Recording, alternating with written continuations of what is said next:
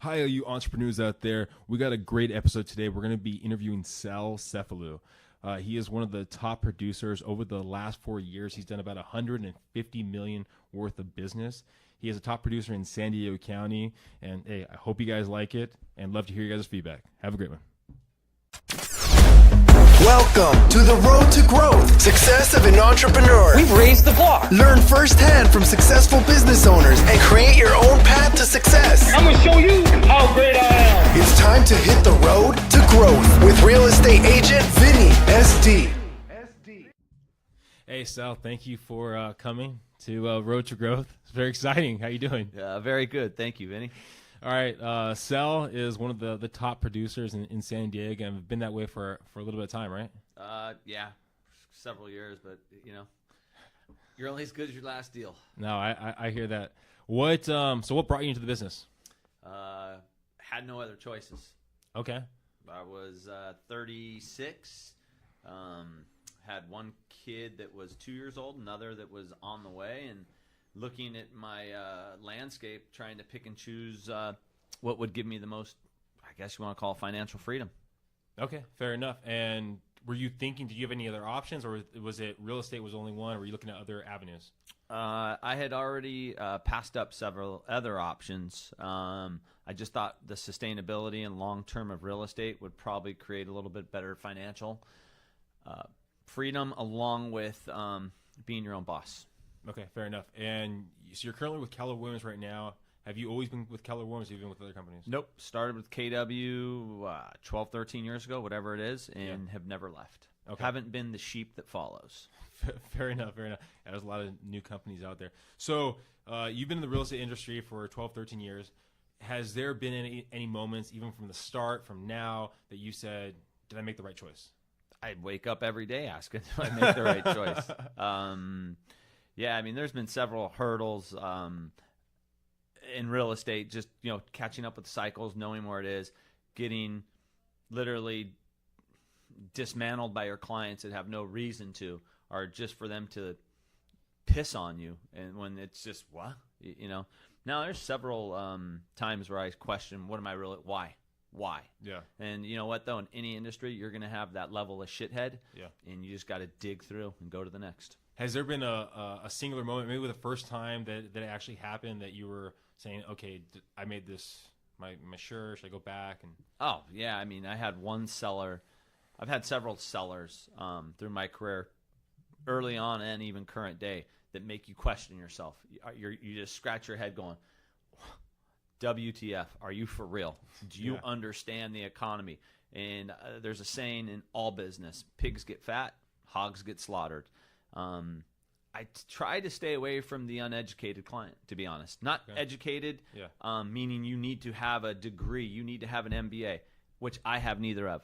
The educated person who is knowledgeable and sensible and understands finance, understands cycles and trends. And what was then, I can't go try to resell my Qualcomm stock that I bought 10 years ago at $95 and now it's at $50. Yeah. Real estate's the same mentality. Oh, exactly. And in most residential real estate's emotional. So I try to find the client that actually gets business. so right now, because you've been in the business for so long, 12, 13 years, you've built a portfolio of individuals you worked with in the past. Okay, somewhat, I guess, right? Yeah, somewhat. Now, when you first were starting the business, you didn't. I'm assuming you didn't have that portfolio, or you grabbed it from other avenues. I had zero portfolio. Okay. I came into the business day one attacking FSBOs. Okay, wow. That's what I did. I went after FSBOs, and I'll still go after, but I'm a little more selective. Okay. I've always gone after what others will not go after. Wow. So FSBOs was your main focus when you first got in the business. That's the only thing, yeah. When I got in 08, 09, Yeah. when it was kind of crazy. No, excuse me, 06, 07. Yeah. It was crazy. I'm a new agent in the office, and I'm walking around, pie-eyed going, what's going on? And agents are like, oh, put a house on the market, 10 offers in 3 hours. Here I am going, how do I get some? Yeah. And so I figured out how I had to get it. Yeah. And again, there's the 1%ers, no matter what the field is. It just comes easy. And that is, how would I say, it's taken a long time. But again, it's life experiences, business experiences, just compiled into one to create this book. Yeah. And that's how I look at it, is creating a book or a novel of experiences to put it into practice for my clients. Always moving and changing. So your business when you first started was, let's say, 80% for sale by owners, and now is that at 20% of your business or 10%? For FSBOs, yeah. Whether it's a FSBO or expired, it's probably still pretty active. Okay. I've got no problem going up to an expired listing and just letting you know, hey, your agent sold 3 homes in the last 3 years. Yeah. They don't get the trends. Even if I'm doing 50, 100 deals in that time, it doesn't matter. Yeah. You have to understand the cycles and trends. Exactly. It doesn't matter the price point either. Yeah, that was definitely one thing that I was talking to other people about, seeing when you're talking to another agent that might not be doing as much business. They don't know exactly what's going to happen. They couldn't see this market correct. Not that I have a crystal ball. Yeah, but you can at least feel it. You can at least feel it. Yeah, I work off my gut. I could tell you, when I'm going into a listing, I'll work off my gut, going, you know what, maybe I'm not the right agent. And now that I've been in it long enough, I'm, how would I say, a lot more selective sometimes. But you always can't pick and choose your clients. But I'm at the point now where I do not want every deal, and be careful for what you ask for. So now that you are very selective of your clients, right? How do you? So if you're still going after for sale by owners and expires, do you get your gut feeling off of them, off the initial, and then you figure out how much I'm going to dive deeper on them? How much I'm going to dive in. Yesterday I had a call on a sign, and they called like a week ago, and finally we met yesterday, and I showed them 3 properties. I'll give someone an hour. I'd rather give someone an hour than spend $150. It's kind of weird. I'll give you an hour. It's the mentality of hunting. So I gave the hour, and at the end of that hour, I was with the father and daughter, and I was like, okay, they're for real. I sense the loyalty, even though buyers are liars and sellers are liars. Yeah. I sense something there that I am confident in my ability that they'll come back. Yeah. Fair enough. So even today, so that was at the beginning of it, that you had, okay, am I doing the right thing? Should I leave this business? Can you tell us about one of the more recent times where you're like, is real estate still my passion, still my love? Should I still go forward? Or man, there's literally in a length of a quarter. Yeah. I may interact with, let's say 20 or 30 potentials in that quarter. Yeah. And each one brings a different energy, a different mentality, and a different psyche, a different way. Yeah. So, I mean, there's so many in a day where it gets foggy. I'm dealing with someone going, fuck, no. You just don't get it. Yeah. You know what? You're going to be that buyer that is still looking today in 5 or 6 years. And it's that same seller. Yeah. I'm seeing a lot of homes in the higher end market, not to go off topic of scenarios, but certain homes where, you know what? They've been on the market since 2015 and now they're still going. And I'm sitting back and I'm interviewed with one and I'm going, you know what? You want to catch a knife by the handle or by the blade? Because each month that you're sitting on the market, you've been trying to sell, you're losing $10,000. I was with the guy yesterday. I'm like, your current agent's costing you $11,000 a month because that is what you're going backwards on. Yeah, I said if we would have had this conversation 2 years ago, we wouldn't be here today because I would have sold your house and you would have moved on. How powerful was that statement right there for you? 11,000. Damn. I don't know. He looked me in the eye and he goes, he gets it. Goes on, but I was on the second hand kind of going, if you get it, why are you letting it go for 2 years? Yeah, you've squandered away, and there is a lot of agents in the business still. It doesn't matter what the cycle. The bar is so low to be an agent. Yeah, but to be a good agent is different. That's the separation. Yeah, and it goes the same as an attorney or an accountant. Exactly. Yeah. Some people are smarter and they can get that degree, but doesn't mean they're going to be successful in their fields. Yeah. But I think it hit home to the gentleman. I do, but you know what? Time will tell if my phone rings in 2 days and I get the listing. So reading to the lines, in the down market, when the down market becomes good, right, you start getting more people jumping in the business as realtors, correct? I think, again, back to the bar so low, the opportunity for a lot, just like I got in it. I got in it at the peak. And when I got in it, I was told by an ex-boss, you will not make it. It's not for you. It's not this. It's no. But he was just narcissistic, egotistical, idiot, to be honest. They all kind of, if you're narcissistic, you're all in that same category. But if you're rich, you're considered eccentric, and if you're poor, you're crazy. That's a good way of putting it. Yeah. But I was told no. And, here I sit. I don't know how much deals I've done. I know in the last 4 years I've sold over $150 million. in 4 years. I don't know what the last 8 were. They were all really good too. But yeah, I was told no, and here I am. So I'm going to keep going the next 10. If you could look back at the person you were 12, 13 years ago when you first got into business, is there kind of a feedback, information, kind of advice, anything you would give them or tell them? I've always held the mantra or the motto that treat people how you want to be treated. I was, how would I say, mentored by several. In my previous job, I was introduced to literally several entrepreneur billionaires who are still billionaires and some millionaires who are now behind prison. So I interacted with a lot of people, and one of the most influential gentlemen told me, who is now retired and sold his company to General Mills for don't know how much, but uber amounts of money. He goes to me, he goes, Sal, no matter what you do, whether you're selling horse manure or you're selling gold, if you do it right, you will make millions. So I've kept that always as one of my several little nuggets or thoughts when things get bad. Just do what you do right, and things will come through. Any other positive nuggets that you were given over the years? Oh, man, I was given so many, and so many are just part of the built into the fabric now. And I just roll with it, but certain ones and certain individuals, I learned a lot from some very, how would I say, people not so fortunate that had nuggets of wealth, to people who were ultra rich that had nuggets of wealth that I was like, fuck no, don't want to do my business that style. I was I was communicating, doing a deal with a very powerful agent, several powerful agents that they do a good amount of business. And the guy goes to me, he knew who I was, so there was that level of comfort. He goes, this agent goes to me, he goes, I wouldn't hire myself. That's what he said to me. He goes, wow. I wouldn't hire. He goes, I wouldn't hire myself, but he goes, it's okay. He was just in it for the short term. And I heard that and I'm like, wow, I get it. And he does big numbers, but I'm like, nah, it's not always about the number. It's about, at the end of the day, how you feel and knowing that you can sleep at night. Yeah, I think that's definitely a tough thing that you see in the real estate industry. And you're talking about the low barrier of entry right there.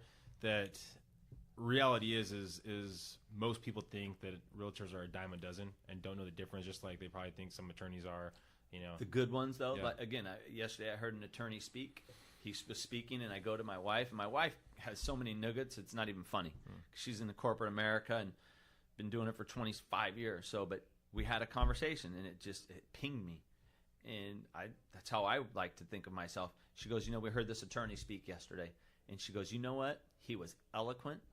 He was factual. Knowledge. He had everything, and he spoke well. Yeah. And my wife, and I go to him, I tell him, he's an attorney. And my wife goes, well, you're a realtor. It doesn't mean you all are good. Yeah. And I scratch my head and go, you know what? You're right. Because when I go to one of my marketing pieces, all realtors are not created equally. Yeah. And again, humans are not all created. We all start, but then our soup and our DNA and our mind, it's altered and changed through the years, either for better or for worse. Oh, definitely. What's some of the hurdles that you're seeing now in your current business that you're working on overcoming, or maybe a consistent hurdle that you're kind of working on overcoming? I think that a majority of my clients, I'll say over 60% currently right now, are impacted by the media. Okay. Impacted by the media, beating it, the stock market, economy, consumer, whatever it is. They see that, and they see the fear. And I've got other clients who, rich or poor, are just, it's irrelevant. Life goes on. Yeah. Doesn't matter what's going on with the stock market every day, because you know what? Billionaires are made by the time we wake up in the morning on the West Coast, and it's done every day. It's irrelevant what is happening and what. It's relevant to a certain part, but you know what? You still got to wake up. You still got to check the boxes. You still got to go to work. Yeah. So what's happening on the out, if you let it affect you, the walls will cave in and you will gasp. Yeah.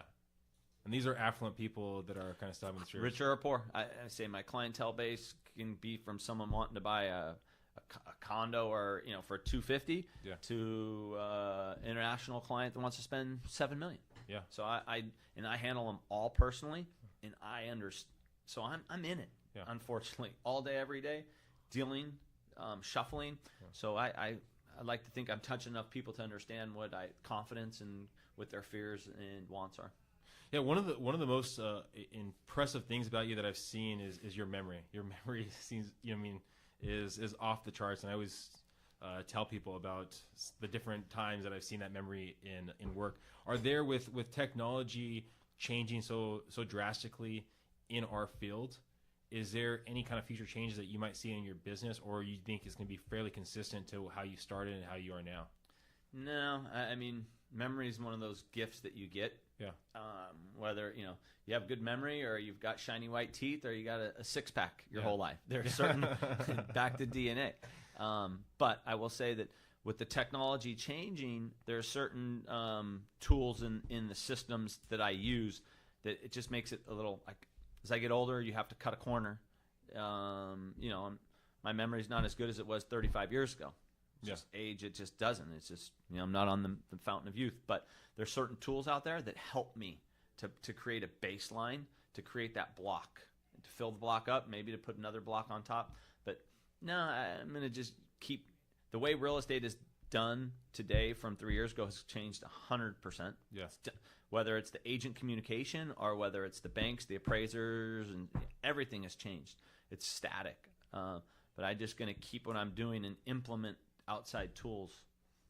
Hopefully that keeps it moving forward. The kind of supplement. So you think that it's still the face-to-face is what sells business. That's really kind of the extent of it, even though the market's changing. Market's changing. I laugh. You see through the cycles. I got a call this morning from TorchX. Can you create? Do you want more business? We do this. I don't. At the end of the day, real estate in any business is one thing I learned through some of my mentoring. At the end of the day, it's profitability. It is hours in, hours out, payment, and then what is your overhead? A business is only as good as a lease. And back to being as an entrepreneur, or I guess a sole proprietor, owner operator. If I'm spending $10,000 a month to make $20,000, I don't think that's good. Yeah. It's not smart business, because when the times get skinny, you're still forking out 10. Yeah. Times aren't always fat, so you have to always learn how to operate leaner and just keep below the graph and go with the trends and cycles. But jumping right in to pay for $1,000 a month for Zillow and all this other, you're making other people money instead of yourself money. Because this business is easy enough. No one's going to give you a free deal. Yeah, that's what I've thought and learned. Oh, well, I appreciate all the time you've given.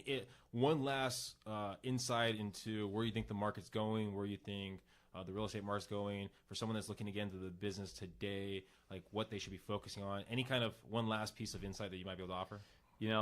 Currently, the market, it's shifting, it's downwarding. And I tell every client I'm with now, it's an opportunity. If you have the right agent and you know how to buy right, it's irrelevant, because you're not looking at this as a 1 or a 2 year play. You have to weigh out the cycle. Cycles are 8 to 10. So I'm not scared of this, but no. I just think that buy right. Anything. Fair enough. Well, thanks, Sal, for your time, and I appreciate all of it. Thank you, Vinny. Thank you for listening to The Road to Growth, Success of an Entrepreneur. Please like, subscribe, and stay connected. Visit www.vinnySD.com. Yeah, I created a website. Hope to see you again next week. Team Vinny SD, signing off.